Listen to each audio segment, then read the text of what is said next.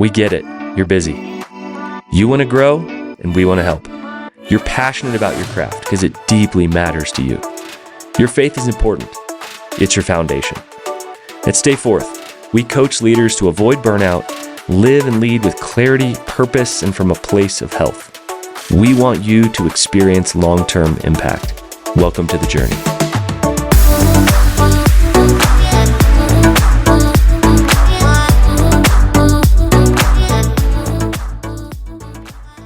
Hey friends, welcome back to Stay Forth Leadership Podcast. This is an incredibly special episode, 400. This is our 400th episode. And instead of bringing on people who are, say, really famous or clips of our very best podcasts ever, I'm going to bring on some people who are incredibly famous to me. In fact, they have never been on the podcast. We've waited till now. And they are 3 of my 4 kids. So they're going to come on, and this is terrifying for me. They are going to fling any questions my way. I don't know what the questions are. They can be personal. They can be about me being a dad. They can be funny. And I have no idea what these questions are going to be. And so first up, I'm going to bring in my son. He's 12. He is a beast in so many different ways. He is creative. And my son, Eli, is coming into the podcast. So welcome him to the podcast. All right, here's my son, Eli. He's 12. He's super creative. In fact, he has a YouTube channel of his own, and he's going to fling some questions at me. So what do you got, man? Okay, your first question is, what makes you so motivated? So I get up, as you know, each morning in the dark, and 2 things motivate me regularly, is who I am as a dad. And so what am I modeling to you guys, which I hope is meaningful work that you guys know provides for the family, and frankly, that I love what I get to do every single day. And I want you guys to have work that you know is more than just clock in at the beginning of the day and clock out at the end of the day, and that I know impacts people. And so that's the dad side of it. And I'm also motivated to get all my work done so I can come pick you guys up and let your mom work. She works in foster care. She can work till whatever time she needs to each day. And then it's actually the people that I get to serve. So I care so much about helping people to find freedom, to get healthy, to continue to live and lead as God designed them and wired them up to. And that just gives me so much energy that I feel like I'm living in my sweet spot. So first of all, as a dad and a family man, secondly, my vocation of work and what I get to do every day, I absolutely love it. And I love watching people find freedom through the work that I get to do. Yeah, that's great. Your second question is, what are your favorite and least favorite parts about owning your own business? Ooh, man. All right, least favorite. The finances and how they change. Sometimes there will be a tax bill that I didn't see coming. Sometimes there's an expense for business that you just have to pay. Sometimes there's money due at this time and money due for payroll, which is when we pay our people, at the same time as maybe it's in the middle of the month and there isn't money coming in for a little bit. And how do I balance all those at the right time? And I struggle with numbers. Algebra was tough for me. Numbers were tough for me. So I think the financial part of the business is the hardest for me and the biggest challenge. Luckily, I have some help there.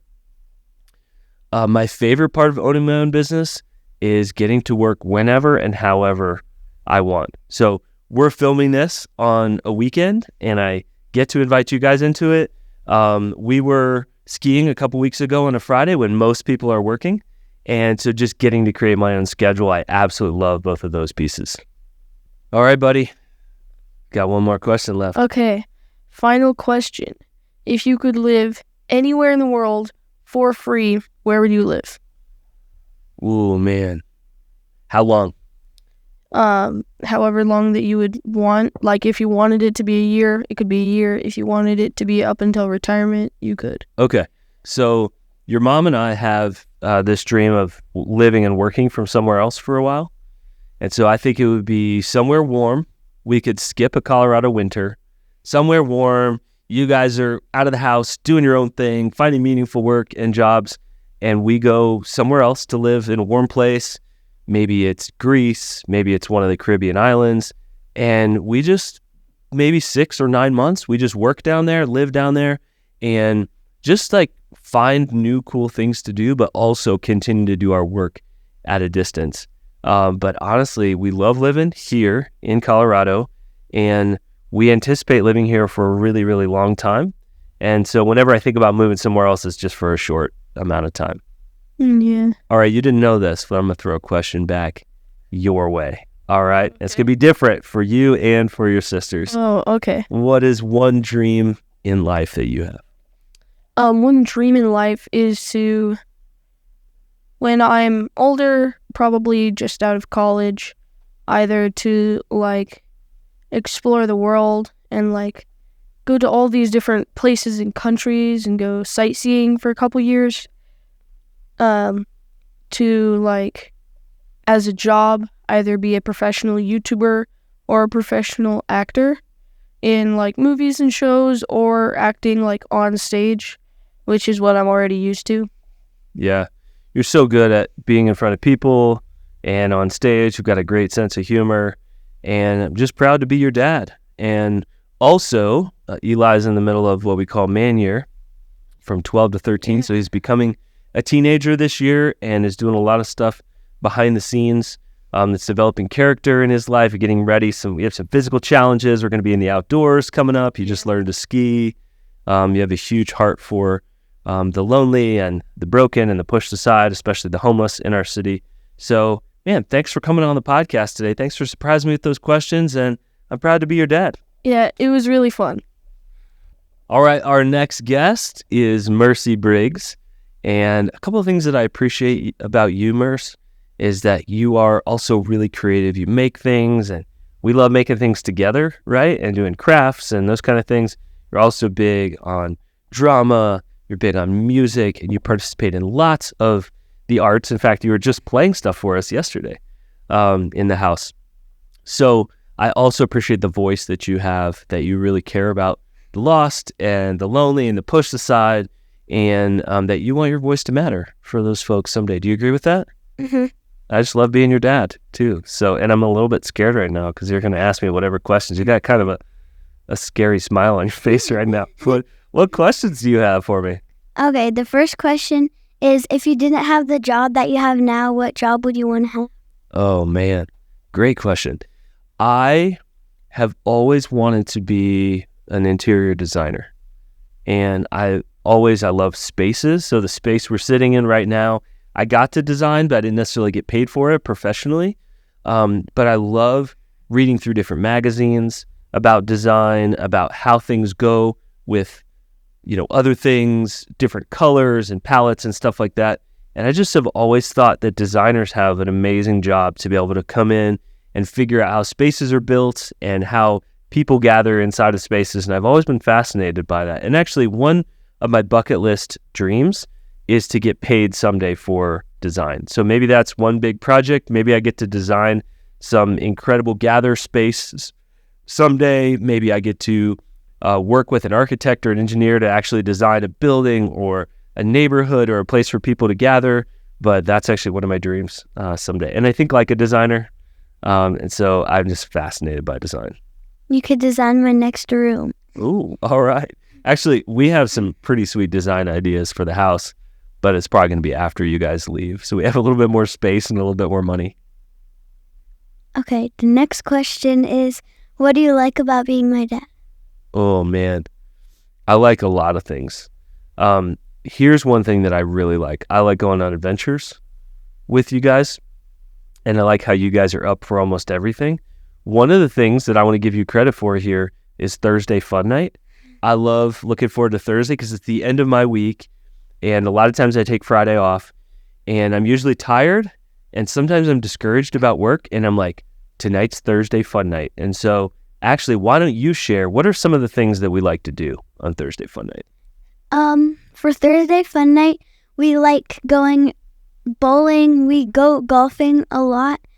We do mini golf. And what happens when you beat me in golf? If I beat you in bowling or golf in the next year, then I get $100. All right, so I better win all these or I'm going to be paying out. a couple more things we do on Thursday Fun Night? Sometimes we watch a movie and order food. Yeah, just something fun at the end of the week. So I love that, and that was actually your idea. And then quickly Eli said, "Yeah, we should do that regularly." So I love doing that. And sometimes we have big adventures, and we go out, camping, or we go hiking, we go on trips. But a lot of times, just the little adventures across town. Sometimes we go to Wendy's and grab some Junior Bacon cheeseburgers and have a little date. So I love doing adventures with you and getting that quality time. Sometimes away from the house and away from screens. And we live in a beautiful place, right? So we get to go do that. Okay. The last question is, if you were in a movie, what movie would it be? Oh, man. And what character would you play? That's a good one. Man, I don't know if I've ever thought about this before. I would love to make an appearance in a Will Ferrell movie.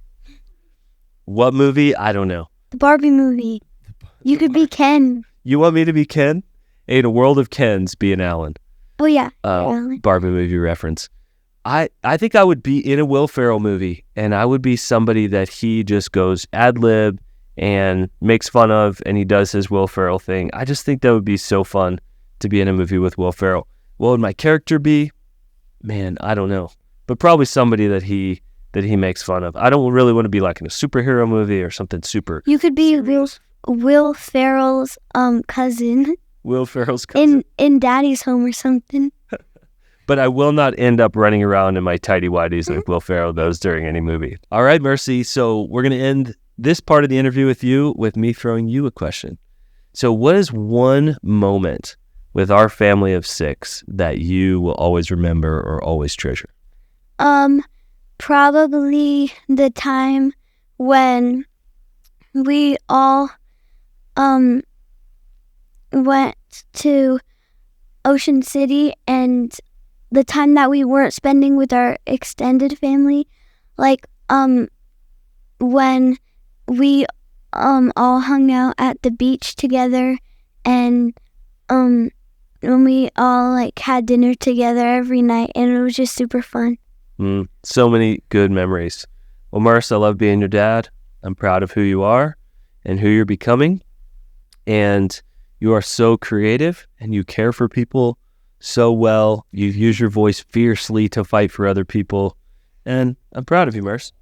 Thanks for coming on the podcast. Now, to our final guest. All right, friends, our final guest is my oldest, Bethlehem. We call her Betty. And she's super creative, and we love going on and doing creative things together. I suck around the camera. She's great behind the camera, and she's actually a resident photographer here in our space that we're in, Gather. And she does some work for Stay Forth as well behind the camera. So videography, photography, she's creative. She loves the outdoors like me, and we have a ton in common. So I love being your dad. Thanks for coming on the podcast. And I hear you got a couple questions you're going to throw my way. I do. So my first question is, what is your favorite adventure or memory that we have had together? So easy for me. We've had some great memories, but none other than our Europe trip. We were in Croatia, and a segment of that was the most exciting to me. We're actually going to go south, and we were going to head to some legendary places along the coast of Croatia. And instead of staying along the coast of Croatia, we are actually sitting on dinner next to the sea. The sun was setting. We were with friends, and they said, why don't you just go up to Venice, and then you could go up to Austria? Your eyes lit up. And in a matter of by the end of the dinner, we had actually decided to do it. Yeah. I wasn't sure if we were allowed to take the rental car, or how we were going to find lodging, but we will find it. We'll make it work. And in our similar fashion, side note, we're both Enneagram 7s. So 7 plus 7 equals 1,000.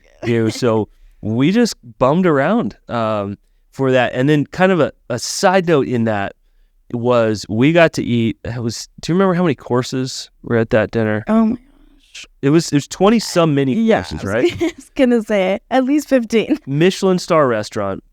I had seen a chef's table on it, and it was in Slovenia. Last minute cancellation. Like, people planned months ahead of time for this. We called the night before. We happened to be in town. And we got into this world-class restaurant in Slovenia, and the courses were a little bizarre sometimes. But it was the best dining experience certainly we've ever had together, maybe in my whole life. In fact, I had to sell a canoe to finance that meal. Didn't ask how much it cost, but that was one of those, like, we just have to go for it. Right on the border of Italy and Slovenia. So there are tons of moments along there. The second, I think, would be our The Hills Are Alive with the Sound of Music day, like literally driving through the hills of Austria, following the path of Sound of Music, and actually getting to be in the church where they had their wedding and stuff. It was just, it was epic. You were just finishing high school, so you slept quite a bit on that trip. I did some stuff by myself as you were sleeping, but we made the most of those. I think it was 8 days. Yeah, felt like forever. we packed a lot of stuff in there. It was amazing. That's great. I love it. All right, what do you got for me? All right, my second question is, when did you feel you had a strong sense of what your purpose was in life, and how was that revealed to you? I think half of that at a young age. When I was 15, heading into 9th grade, I had skin cancer. And my white self, very pasty self, was raised as a little kid in Puerto Rico. And so I must have gotten exposure to the sun and had skin cancer. Is a very scary time in my life. But like crisis does for people often, it reminded me that there are things that I can do uniquely that nobody else can do. God has to have put me on this earth for a purpose, and then I have many, many more good years ahead of me. I better figure out what that is. So that was a big deciding point. I was going into 9th grade, so that's a big time anyway. And I was at the edge of sports and my body being at a spot where I could, compete with a lot of older kids and stuff. And I just was like, what really matters? So I really had kind of a crisis of purpose at that point. And so it was very scary, but I'm glad that I went through it. So I would say partially there. And then actually at the ends, the literal bottom of the world in Antarctica, I saw a lot of people that were running from life, and were running from responsibility, and were running from commitments in their life. Were making some pretty bad decisions. There was a lot of addiction down there. And for me, it was the opposite. It was the start of a great life, and it was right after college, and I was sort of detoxing from learning for so many years, and school was hard for me. And it was this wild adventure I got to go on, and then ended up going to New Zealand and Kauai afterwards. But I had thought, the adventure will fulfill me. And it was my bucket list. I was living it out. 3 places, Antarctica, New Zealand, and Kauai. And I found that it wasn't enough, and I actually needed to go back to purpose wherever I went. And so I love Colorado, but I was okay giving it up if I needed to go move somewhere and be part of a community and serve and bring meaning in other people's lives. So that was a big moment for me, to be literally living out my dream, but be around people that had been living out their travel dream for so many years, and it was pretty empty for them. So that was a big turning point for me. And it was a lot of fun. That was really, really hard work. Really, really cold too, but it was a lot of fun, especially those 2 months in New Zealand where I was just backpacking, hitchhiking, climbing, and living out my dream in so many ways. But even that, I came to the end of myself and wanted to go and find my purpose and go back and serve. I love that. That's beautiful. All right. Third and final question. What do you got? So outside of your passion with helping leaders and connecting people, what are some things that you love doing that other people do not know about you? Maybe from the past, maybe in the future that you want to do, something like that. I want to get back into painting. I painted for quite a while. It was actually before we met you guys, and before we, got to experience the miracle of adoption and then being parents. Life hit us pretty hard after that, and we had a lot of responsibilities. And so I discovered painting, and it was something that I could do, in our house, and I could be creative for hours and kind of disappear there.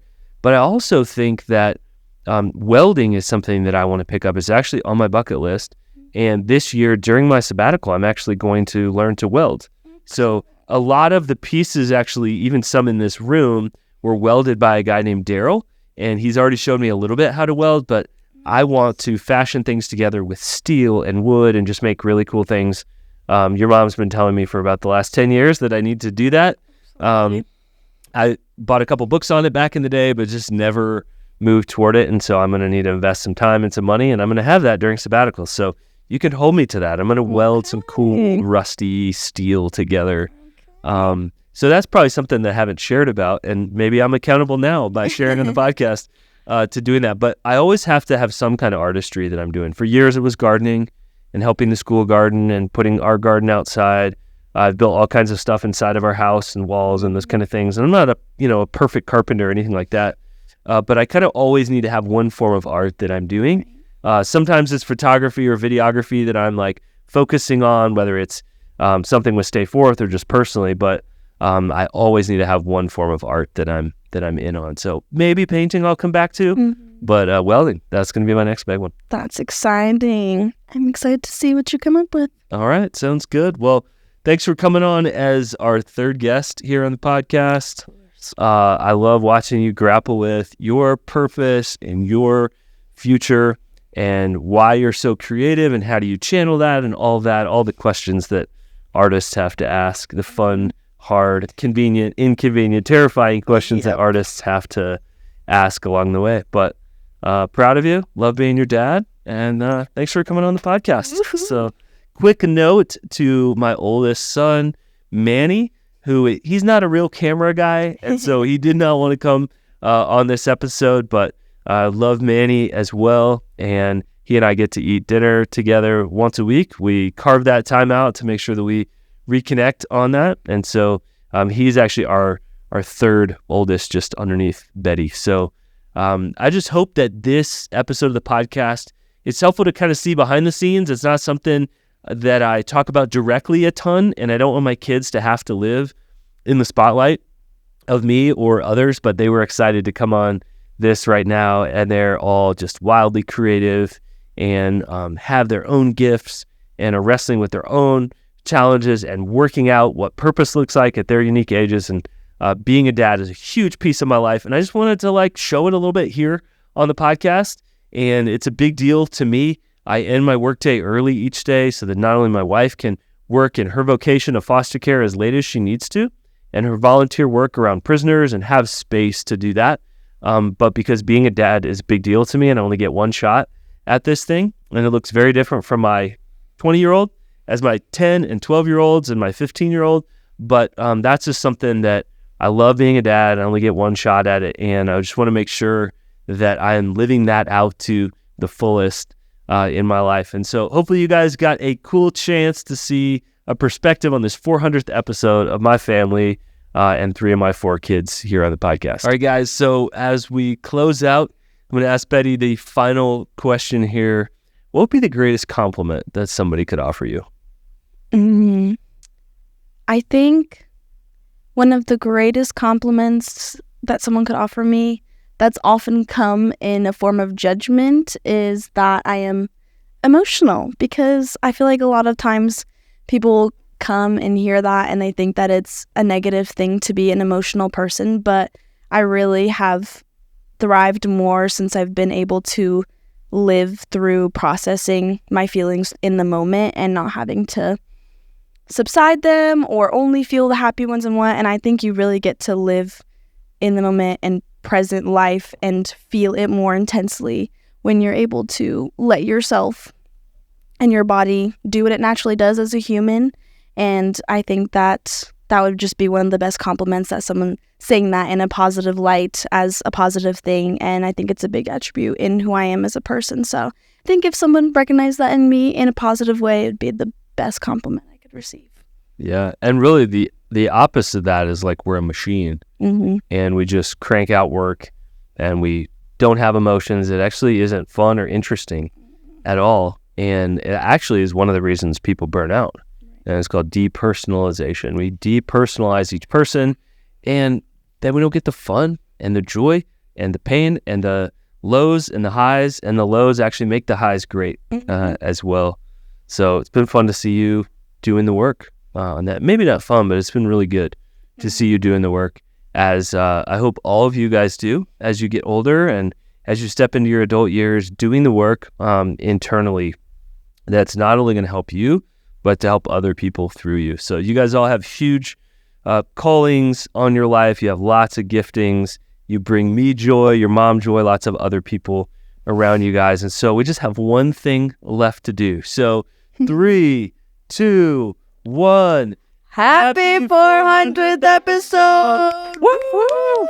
We made it. Hey, many, many more good episodes to come. I hope you enjoyed my special guests.